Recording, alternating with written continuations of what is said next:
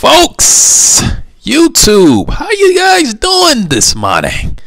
Or no, it's not morning anymore, it's noon. Alright, here we go. Q&A video. Alright, so let's wrap this up. Well, how many questions we have today? We have about 22 questions. 20. Okay. So as usual, I'm going to go ahead and read these questions, and then I'm going to answer them as brief, well, not brief, but I'm going to answer them as thorough as I can. Now, if you're new to this video, if you're new to these Q&A video series, basically I make these videos every week. And basically how this works is I will read the question and then I will answer it. And if you have any questions that you want to ask, leave them in this video below, and then I will answer those questions in the next video. That's how this works. So any questions, just post them in this video, and that's how I do it every week. And then when I bring out the video for next week, I'm going to do the same thing. I'm going to answer the questions in this video, and then if you guys have any future questions, you want to post them in that video. So that's the pattern here. All right, okay, let's do it. Manos a la obra. Let's do it. All right, I'm gonna start at the top. Let's see here. Okay. Okay, that's not a question.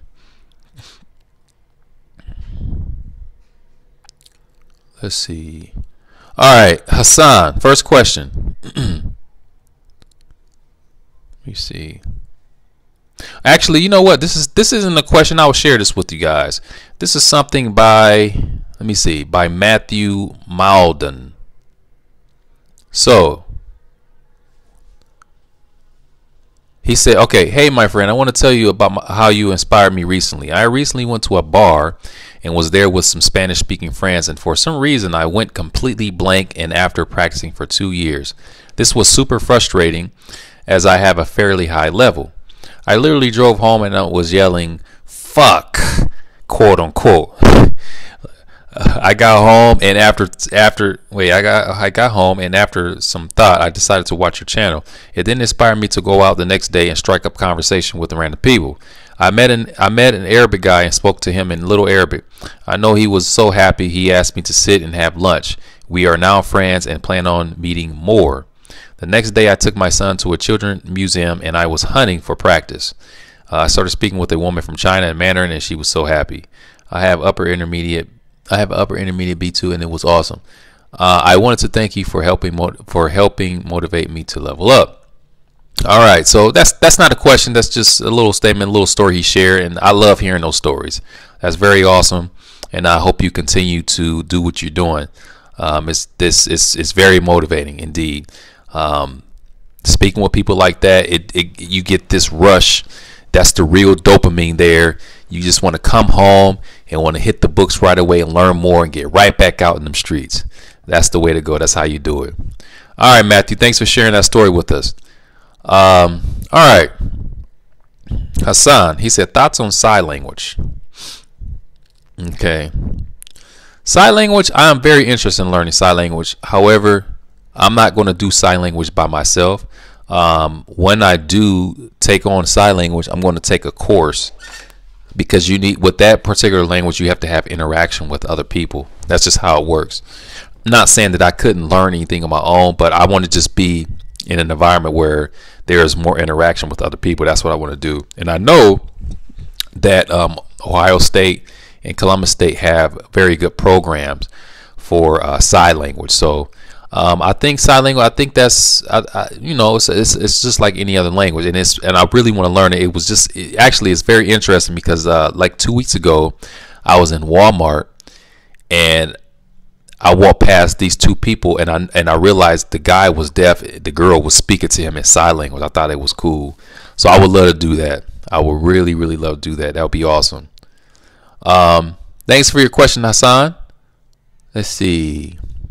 Next question by S. Marie. Let me see. Okay, my husband is half Ojibwe. Will you ever make an FLR course on that language. Would you ever learn it? Do you still practice the Navajo language? I actually responded to her, but yeah, I'll respond to you again in this video. So yes, I will get an Ojibwe course made for FLR, definitely, and I will learn. I will attempt to learn the language. And not as far as Navajo, not much lately. I haven't really practiced a whole lot of Navajo. Although I do have intentions on going back to practice that. It'll be great if I could find a native speaker with whom I can meet with on Skype to practice more of that language. Thanks a lot for your question, Marie. What's next?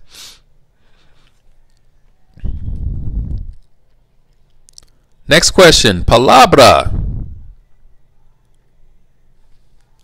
What is your favorite Spanish accent? What accent do you have? Do you speak Castilian, European Spanish, or Spanish from Latin America?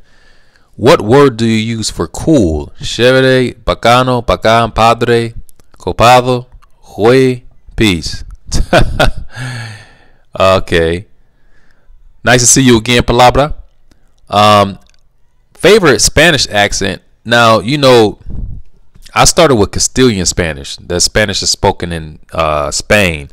It wasn't premeditated. It was just the resource that I purchased for that language when I first started it was Castilian Spanish, the teach yourself course that I purchased, and I stuck with that. So I guess I would say I have the Spaniard accent when I speak the Spanish. As far as words as using for cool, I've used padre and I've used güey.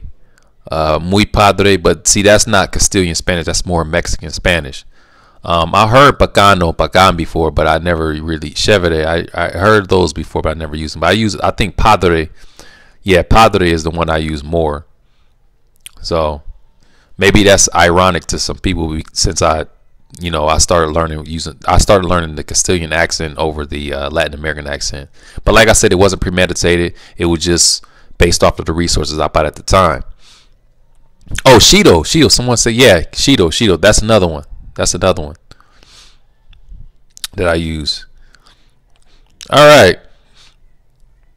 Thanks for your question as usual, palabra. And you know what to do if you have any other questions, just post them below. Let me see. This Dima person here. Let me see. All right, my first question is it true that Georgian is much harder than Armenian? And my second question is, which language is hardest to learn for an English speaker, Georgian or Hungarian? Okay. All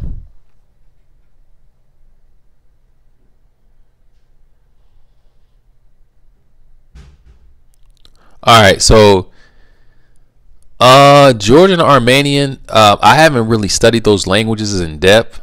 So I can't really go into detail about them, and it's really hard to say which one is more difficult than the other. But I would say that based off of what I saw and what I was, when I was dabbling with those languages, it seemed to me that they seem to be on the same level. I didn't really find one to be more difficult than the other. So yeah, I think they're about equal to me. They both have alphabets that you have to learn, and the grammar seems to be fairly similar. Not similar, but I'm talking about similar as far as difficulty. Which language is harder to learn for English speaker, Georgian or Hungarian? For a native English speaker, I would say both, because they're very, very different. So in this case, I can't really say one is more difficult than the other, because they're both very different. So equally, they'll be difficult for a native English speaker. Thanks for your question, Dima.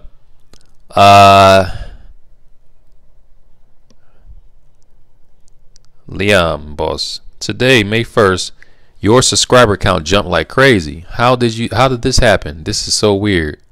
And I replied to him. I said Reddit. Yeah, Reddit. And what's funny about that? I had no idea. I literally had no idea. I was surprised. I went to my channel and I noticed that I had like 4,000 more subscribers than I had before, and I was like, "What? Wait a minute, what is it?" And I went to my analytics and I was looking at my videos. I'm like, "Okay, what happened?" I thought it was coming from the Albanian video, and the views and the ratings were going up on the Albanian video, but it didn't match up to the subscribers. And so I was getting these comments, a lot of comments on these different level up videos. And then I noticed it was level up episode 98, I believe. And yeah, that video was getting a lot of views on it. I remember that video only had like 98,000 views on it, and then it shot up to like over 300,000. So I'm like, okay. And then someone told me that, well, I saw your video on Reddit, and it's very awesome what you're doing. And I said, oh, okay, that makes sense. That's what happened. Okay. So I went and checked out the Reddit page, and it was pretty cool. Pretty cool. I like that. And whoever did that for me, I appreciate it. Thanks a lot. Exposure is always a good thing. I love exposure. All right, next question. By Luke Truman. Hi Moses, your videos are really cool and encouraged me to really take advantage of my trip to London last week. So for that, I wanted to say thank you. I have a question for you about Chinese, specifically Cantonese. When do you think is the best time to learn Chinese characters? And how would you go about it regarding the difference between standard written Chinese and colloquial Cantonese? Which would you start with? Also, when you start to learn, did you have any trouble maintaining your spoken language with so much attention diverted to learning characters? Thanks. Okay, Luke, I believe I saw you on my stream before. Thanks for your question. I see you have the Cantonese flag there representing Hong Kong. Beautiful. Beautiful, beautiful, beautiful. All right, so the best time to learn characters, I mean, I'm not going to, anytime you're ready to learn, really. I mean, I would say this. If you're a beginner, if you're just starting Chinese, I would definitely focus on the pinyin first. Master that and then get into the characters. And then getting used to pinyin doesn't really take long. If you spend like a month or two on that, you should have mastered the pinyin system. After you're very familiar with that pinyin system, then you can start getting into characters. So I would say just get that pinyin system down first, and then you can start on the characters. That just seems more logical to me. How we'll go about it regarding the difference between standard written Chinese and colloquial Cantonese? Okay, so I'm not really, I don't really understand. Do you mean like when it comes to simplified version Chinese or versus, because I know, you know, colloquial, Cantonese uses the traditional characters, and written Chinese, you see, I'm assuming that you're referring to Mandarin. They use both simplified and traditional depending on where you are. But I would say do simplified. I'll go about learning those first. It's more logical because they have more resources, and simplified characters are used more than traditional characters these days, especially in China. So I would learn simplified version, then transition over to learning traditional. For me, it was a little different. I was doing them both at the same time pretty much because I was doing Japanese, and as you know, Japanese uses like traditional characters, so I was doing a bit of both at the same time. So also, when you start learning, do you have any trouble maintaining? No, I didn't have any trouble because when I was learning the characters, I was still practicing the oral part of the language. I didn't just stop the oral part and then focus on the characters. I didn't do that. I was always active with all the other aspects of the language. Thanks a lot for your question. I really do appreciate it, and wish you the best with your Chinese. Beautiful flag. I love that. Okay, Nelson Trinidad, do you still study every day, or do you study 5 days a week? I pretty much study every day, especially as of recently, because I have about 12 languages going on now. So this is my right here, as you can see, this is my schedule here that I put together this morning. I'm about to sneeze. I feel like sneezing. Give me a second. Just a second, guys. I'm about to sneeze.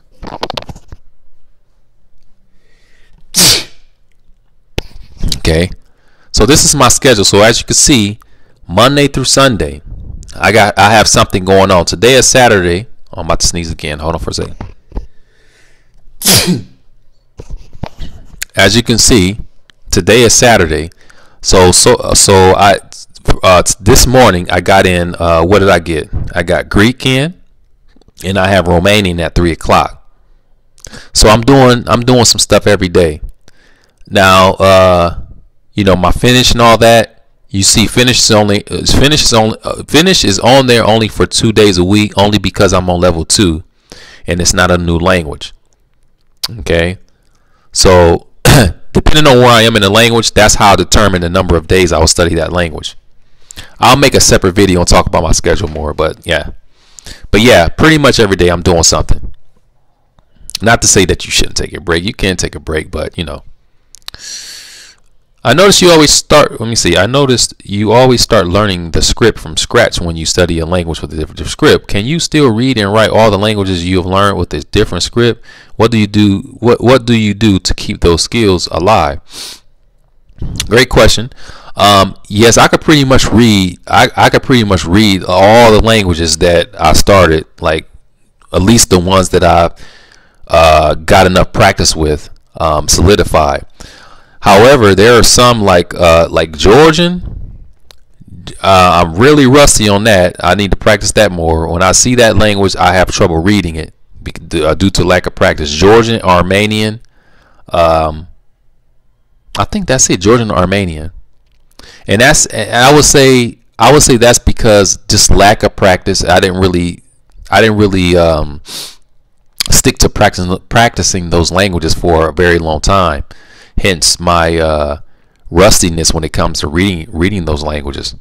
How do I keep them alive? I basically just chatting and read some stuff, some dialogues or whatever like that. Dialogues, chatting, mainly chatting too. Just chatting and using that language. Yeah, that's what I do. So thanks for your question, Trinidad. You know what to do. If you have any other questions, post them below. Let me see. Next question. Oh, we're almost done here. Al Sycamore. Have you or are you thinking of learning any more Arabic dialects? Well, right now, I'm not doing an Arabic actively right now, but what I want to do, what I got in mind, plan for the future, definitely Egyptian Arabic, Lebanese Arabic, and the Moroccan dialect. Those 3 for the future. Okay, I'm gonna do those. After that, I'm not sure. It's hard to say. I may do Gulf Arabic. May do some Syrian. We'll see. We'll have to see in the future. I can't really say right now, but I do have to reset to learn in the future. Thanks for your question. Now, seeking more. If you have any other questions, you know what to do. Post them below in this video, and I'll answer them in next week's video. Let me see. Beloy son. Next question. What is your favorite language that is not an official language of a nation?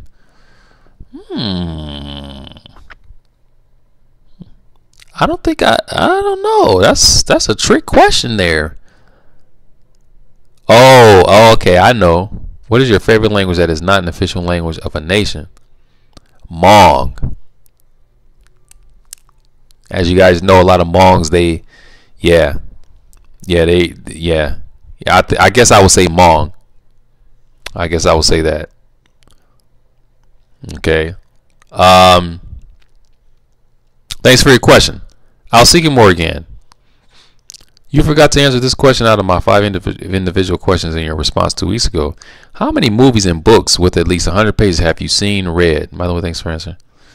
Okay, yeah, I think I did answer this. You asked me for. I believe I said that I never really sat down and read any books in the languages that I've am studying. I've never done that before. Movies. I watched movies before. I watched a lot of Chinese movies. Can't remember how many, but yeah, I've done that. But as far as the books, I haven't done that before. All right, thanks again for your question. Next question by Ali. Almost 20 minutes in. This is pretty short. Have you ever lost the motivation to learn a certain language? How would you gain back your motivation?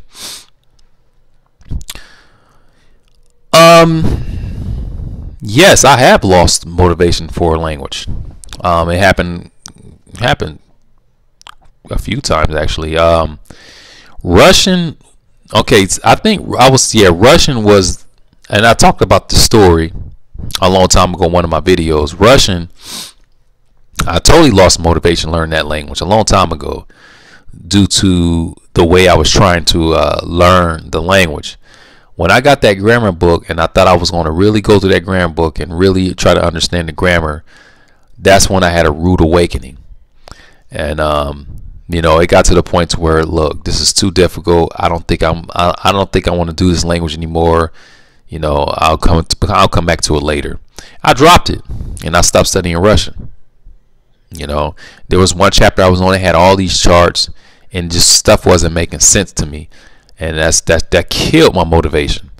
Now, when I changed my approach and I realized, I came to the realization that trying to learn a language through grammar when you're a beginner, you're in an early stage, it's not a good idea. And that's what happened to me. That right there, how I dropped language is a clear indicator. It's indicative. It's indicative that you will lose motivation trying to attack a language as a beginner grammatically. For me, that's what happened, and that's how I gained my motivation. I started doing Russian again. I started using the new approaches, and I was like, okay, this is great. Just relax, just let go. You know, this is how you do it. So that's how I gained my motivation back. Realizing what I was doing wasn't working for me. That's how I got my motivation back. All right. Is this a question? Oh, this isn't a question.